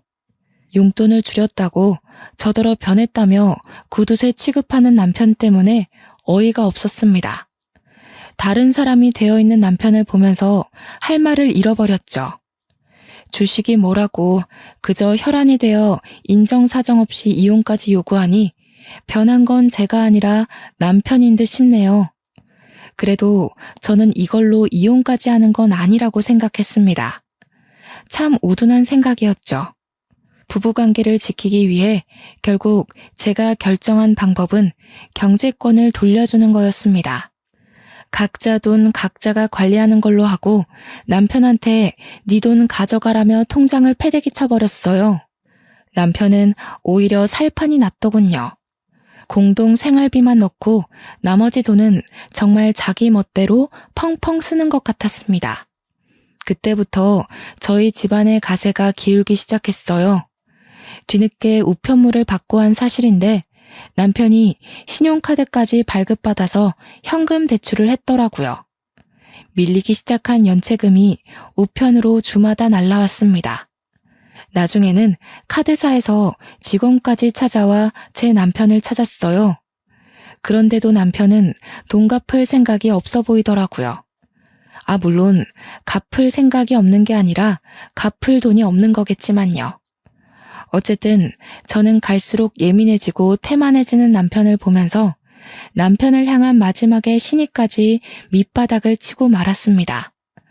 더 이상 제 인내가 버텨주지 못했다는 겁니다. 즉, 이혼을 결심하게 되었다는 거죠. 어차피 이혼할 거고 우편물 걷는 것도 지쳐서 그것마저 손을 안 대고 있었는데 한날 시모가 저희 집에 들리면서 우편물을 다 걷어왔더라고요. 얘, 이게 다 뭐니? 우리 아들 이름으로 우편이 많이 와 있더구나. 너는 오늘 일도 쉬었다면서 집 밖에 코빼기도 안 나와봤던 거야? 안 사람이라는 사람이 이런 기본적인 것도 관리를 안 해서는. 오셨어요? 그거 다 신용정보회사에서 돈 갚으라고 날라온 연락이에요. 2달 전부터 받고 있던 거라서 굳이 걷어올 필요 없었는데 어차피 돈 갚으라는 내용이라서요. 시모는 자기가 들고 있는 게 독촉장이라는 걸 알았어요. 그런 걸 처음 봤는지 심장이 벌렁벌렁거렸다며 보란듯이 제 앞에 우편물을 팩 내려놓았습니다. 식탁으로 위로 쫙 펼쳐진 우편물 양이 제법 방대하더라고요. 신용불량자라는 거니? 너는 돈 관리를 어떻게 하길래 이 모양이야? 설명 좀 해봐라. 돈 잘 만진다고 그렇게 떵떵거릴 때는 언제고? 이게 그런 결과야? 왜 그렇게 화가 났나 했더니 시모는 제가 돈 관리를 먹같이 해서 자기 아들이 이 모양이 된 줄 알지 뭡니까? 곧 죽어도 자기 아들은 얌전하고 고분한 사람인 줄 아나 봐요. 잘난 척 하더니 집안 꼴 잘 돌아간다. 이거 다 어쩔 거니? 나중에 압류 딱지 붙고 그런 거 아니야? 그럼 월급도 싹 다 몰수당하고 그러지 않아?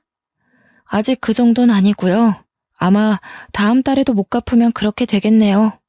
그래서 말인데 저 이혼할까 봐요. 남편이 저한테서 경제권 뺏어가더니 일을 이 지경으로 만들었지 뭐예요? 돈 안 줄 거면 이혼하자고 하길래 통장 다 던져줬어요. 뭐라고? 경제권은 네가 갖고 있잖아. 집이 이 꼴나니까 갑자기 내 아들 탓하는 거니? 너 인생 그런 식으로 살면 안 된다. 네가 돈을 맡았으면 적어도 남편 이름에 누가 되는 일은 없어야지. 어머님이 믿기 싫으신 거 알겠는데요. 남편이 주식에 빠지고 나서부터 저한테서 자기 돈 다 뺏어갔거든요. 적금까지 남편이 다 해약해버렸어요. 참, 어머님 여행 경비 아마 남편이 못 대줄 거예요. 남편이 알아서 어머님한테 연락한다 그랬는데 모르셨나 봐요? 제가 남편 적금 통장을 처음 개설했을 때 그걸로 남편이 시모한테다가 엄청 생색을 내놨거든요. 친구들과 해외여행 가면 자기 적금 모은 걸로 시모 여행 경비 대줄 거라고 진짜 떵떵거렸었어요. 그것에 덩달아 신났던 시모가 개모임 추진해서 연말에 해외여행 일정을 다 잡은 걸로 압니다. 그런데 남편이 적금 해약하고 다 탕진해버렸다고, 주식에 미쳐버렸다고, 누구 하나 알려주는 사람이 없었다 보니 취소를 못한 거죠. 이제 와서 취소를 하면 계약금에서 60%만 환불된다고 했습니다. 시모는 그 사실을 들으니 남편 돈 쓰는 꼴이 얼마나 엉망인지 좀 와닿나 보더라고요. 여행 경비 얘기에 얼굴이 벌개진 시모가 당황하면서 말을 막 버벅거렸습니다. 그러더니 겨우 꺼낸 말이 뭔 줄 아십니까? 끝까지 자존심은 굽히고 싶지 않았나 봐요. 저더러 그 돈을 해줘야 되는 거 아냐고 우기기 시작하대요. 자기한테 미리 알려주지 않은 건 우리 부부 둘의 잘못이니 자기 아들이 처리 못한 걸 저보고 대신 해결하라고 했습니다. 오늘 남편 퇴근하면 남남이 될 건데 제가 왜 어머님 여행 경비를 대드려요. 친구분들한테 전화 돌려달라고 하면 그건 도와드릴 수 있어요. 친구분들 돈 날리게 생기셔서 어떡해요? 남편이 똑부러지게 돈 관리를 잘했어야 하는 건데. 남편이 돈 관리하면 집안이 이렇게 파탄 난다는 걸 시모한테 똑똑히 알려주고 싶었는데 마침 기회가 잘 되었다고 봅니다. 시모는 제 주장에 더 이상 반박을 하지 못했고 울그락불그락 열만 올리다가 남편한테 전화를 걸면서 집을 박차고 나갔습니다. 그날로 퇴근하고 온 남편 앞에서 저는 잠자코 이혼서에 도장을 찍었어요. 남편한테도 찍으라고 도장과 함께 건넸더니 갑자기 남편이 돌변하면서 제 앞에 무릎을 꿇는 겁니다. 뭐 하자는 거냐고 물었더니 남편이 뜬금없이 회유를 하기 시작하더군요. 미안해. 내가 판단이 어리석었어. 돈 욕심이 있었던 게 아니라 돈 많이 벌어서 노후 편하자고 그랬던 거야. 당신 말 진작에 들었어야 하는데. 여보, 나 이제 정말 손 뗐어. 다시는 주식 안 할 거야. 그러니까 한 번만 용서해주라. 사정을 듣자 하니 남편이 주식으로 가진 돈을 전부 탕진해버렸다고 하네요. 그제서야 주식 공부한다던 형의 말을 믿으면 안 되는 거였다고 깨우쳤다지 뭡니까. 그러면서 시모한테도 욕이랑 원망을 엄청 들어먹었고 심지어 시부는 남편을 한 대 패주려고 대기 중이라고 합니다. 신용불량자까지 된 남편은 말 그대로 인생이 간당간당한 상황이었어요. 저더러 자기 구제해줄 사람 저밖에 없다고 살려달라는데 제가 그걸 왜 살려줘야 하는지 모르겠더라고요. 남편이 구구절절 주눅 들어서 하는 얘기에도 동정심이 전혀 안 생기더라니까요. 엄마가 너한테 용서받을 때까지 집에도 오지 말라고 했어. 여보, 나 여보 말고는 더 이상 가진 게 없어. 그러니까 딱 한 번만 봐주면 안 될까? 절대 2번 실수하는 일은 없게 할게. 내가 원래 어떤 사람인지 당신이 잘 알잖아. 시모가 자기 아들의 문제를 뼈저리게 느꼈나 봅니다. 하긴 자기 아들 때문에 자기가 제대로 피해를 받았으니 그제서야 아들의 미련함이 보였겠죠. 그런데 어쩌나? 저는 제 돈으로 남이 싼 똥을 처리해줄 생각이 전혀 없거든요. 그러려고 20대 청춘 즐길 거를 아껴가면서 모은 돈이 아니라서요. 질질 끄는 게 싫어서 합의 안 하면 소송할 거라고 강력하게 말했더니 돈에 무척 쪼들린 남편은 끝까지 빌더라고요. 지친 제가 그만 자리에서 일어나면서 지친다. 그냥 소송할게. 안녕. 하고 인사하니까 그제서야 급하게 합의서에 도장을 찍는 거 아니겠습니까? 아마 재산 분할된 돈으로 당장 급한 불은 끌 수 있지 않을까 싶네요. 이건 나중에 알게 된 사실인데요. 시모는 결국 해외여행을 취소하지 못했다고 하더라고요. 시부한테 욕을 왕창 들으면서 시부 돈으로 눈물을 머금고 다녀왔다고 들었습니다. 시부가 굉장히 보수적이라 돈을 헤프게 쓰는 걸 안 좋아하는 분이거든요. 그래서 유독 시부는 알뜰살뜰한 저를 좀 좋아했었습니다. 남편이랑 시모는 한동안 시부한테 저 같은 며느리를 내쫓았다고 욕먹고 쥐 죽은 듯 살게 될 겁니다. 그저 잘 살아보고자 노력했을 뿐인데 돈 빨아먹는 귀신 취급을 당하게 될 줄은 몰랐네요. 남이 저를 신뢰하든 말든 남의 돈은 함부로 만지면 안 되는 건가 봅니다. 괜히 억울한 누명을 쓸 수 있다는 걸 시댁과 남편 주위의 사람들을 통해서 알았습니다. 그리고 또 아무리 좋은 사람이라 하더라도 돈 앞에서는 이면이 드러날 수 있다는 것조차 잘 배우게 되었어요. 아니지. 애초에 제 남편이 좋은 사람이 아니었는데 제가 그걸 못 알아봤던 거겠죠. 앞으로 또 이런 실수를 경험하지 않을 거란 확신은 없습니다. 다만 좀 더 지혜롭게 행동할 수 있을 것 같아요. 제가 이렇게 이혼을 하게 되었습니다. 불과 얼마 안 된 사연이에요. 아직은 이혼한 사실을 자랑스럽게 공개하는 것이 조금 조심스럽습니다. 제 삶에서 이혼이 가장 큰 돌불이었거든요. 아마 제 스스로 치유받을 시간이 좀 필요할지도 몰라요. 그래도 좋습니다. 하마터면 낭떠러지로 추락할 뻔했던 인생이 아닙니까? 그 빈무더기에서 홀로 빠져나왔다는 것 자체가 첫 번째로 제 자신에게 칭찬해주고 싶은 일입니다. 끊임없이 잘했다고 저를 보듬어주면서 다시 새 인생을 살아봐야겠어요. 사연이 너무 길었죠? 관심 가져주시고 들어주셔서 너무 감사합니다. 항상 좋은 날만 가득하세요.